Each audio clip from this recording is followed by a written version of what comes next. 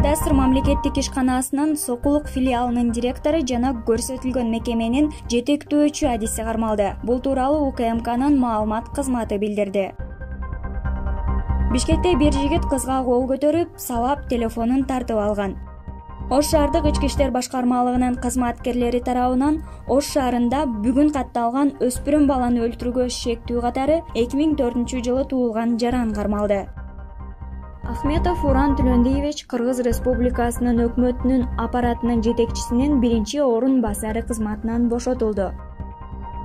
Жалал Абад облусунда Кыргызстандын Өзбекстан менен чектеш тилкесиндеги Көк Серек айыл аймагында бүгүн 12 февралда жергиликтүү тургундардын чек ара кызматынын жана бийликтин өкүлдөрү менен жолугушуусу өттү.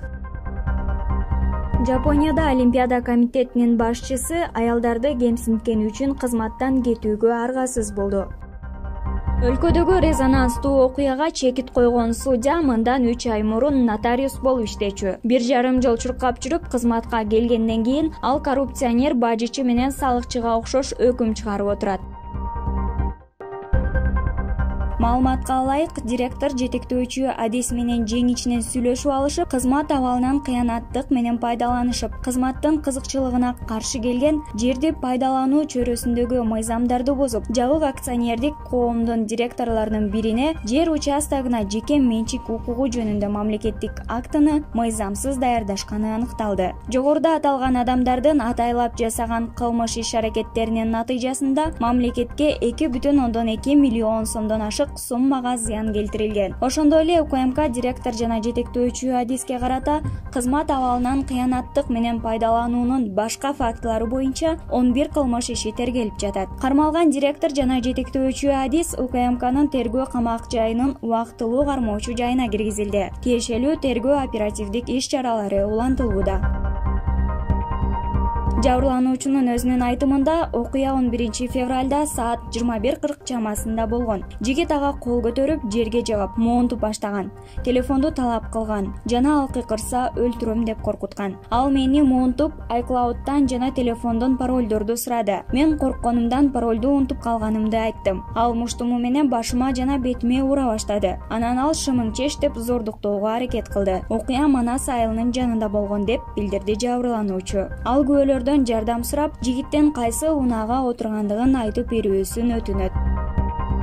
Кармалган учурда жанында кастет болгон. Ал Бишкек шаарынын тургуну, Алай районунда туулган. Ал жасаган күнөөсүн мойнуна алып сурак берүүдө. Шектүү бул оор кылмышка жабыр тарткан балдар менен сөз айтыша кеткендиктен баргандыгын айтып берди. Жанында салып жүргөн бүктөмө бычагы менен сайып жиберген. Аны менен кошо кылмыш болгон учурда жанында турган 2 шерги да кармалды. Алар 2006 жана 2005 жылы туулган балдар. Бардыгы мектепте ташташкан. Бишкек шаарынын Дордой конушунун жашоочулары. Ош шаарына келгенине 5 күн болгон. Үчөө тең 48 саат убактылуу кармоочу жайга киргизилди. Тергөө иштеринин жүрүшүндө аныкталган жаңы жагдайлар болсо, кошумча маалымат беребиз. Маалыматка кошумча, айрым интернет булактарында бир жаш өспүрүмдүн милициянын атайын машинасынын үстүнө чыгып бийлеп жаткан кыскача видео роликти көрүүгө болот. Ал баладагы ушул үчөөнүн бири.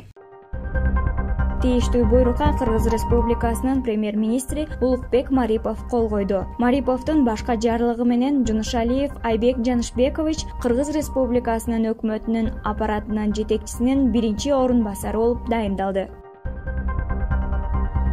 Жолугушууда Ала Бука районунун Көк Серек айыл аймагына караштуу Кош Болот участогунда жаралган маселе талкууланды. Жергиликтүү тургундар кыргыз-өзбек тилкесинде тактала элек жерге өзбек тарап зым тартып койгонуна, мал жайыт жерлери азайып жатканына нааразычылыгын айтышты. Өкмөттүн Жалал Абад облусундагы өкүлүнүн орун басары Мамасалы Ахматов Азаттык радиосуна билдиргендей, 11 февралда жергиликтүү тургундар чек ара тилкеси толук такталмайынча ишти токтотуп турууну талап кылышкан. Ал жерде Ала Бука райондук мамлекеттик администрациясы чек ара кызматкерлери кадастрдын өкүлдөрү менен бирге иш жүргүзүп жатканда жергиликтүүлөр келип, жумушту токтотууну айтышкан. Биз тийиштүү кызматтардын баарын эл менен сүйлөшүп, бир пикирге келүү керектигин айттык.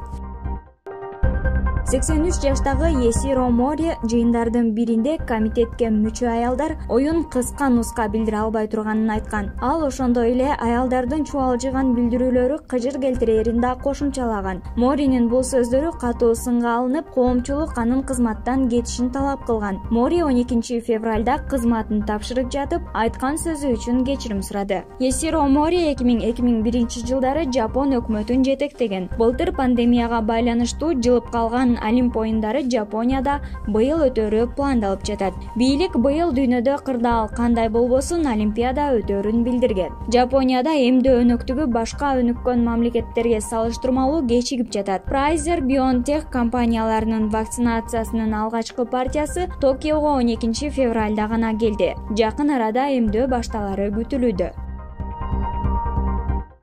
1-Май райондук сотунун судьясы Гүлзат Дыйканбаева Раим Матраимовду бажыдагы коррупцияга күнөөлүү деп таап, бирок 260 миң сом айып салуу менен чектелди. Муну менен анын сыртка чыкпоо боюнча бөгөт чарасы күчүн жоготуп, толугу менен эркиндикке чыкты. Ошондой эле Матраимовго жана жакын туугандарына таандык мал-мүлктү камактан чыгарып берди. Буга Матраимов прокурор жана УКМКнын тергөөчүсү менен кызматташтык жөнүндө макулдашып, мамлекетке 2 миллиард сом төлөп бергени негиз болду. Гүлзат Дыйканбаева судьялык кызматка мындан 3 ай мурун эле киришкен. Тагыраак айтканда, өткөн жылдын 11 ноябрында президенттин милдетин аткаруучу Садыр Жапаров аны 5 жылдык мөөнөткө дайындаган. Баса, ошол учурда Жапаров сотторду тандоо кеңеши жергиликтүү соттордун судьялыгына сунуштаган 22 талапкердин жарымын гана дайындоого макулдук берген. Андан соң 16 ноябрда Дыйканбаева жогорку соттун төрайымы Гүлбара Калиеванын алдында ант берип кызматка киришкен.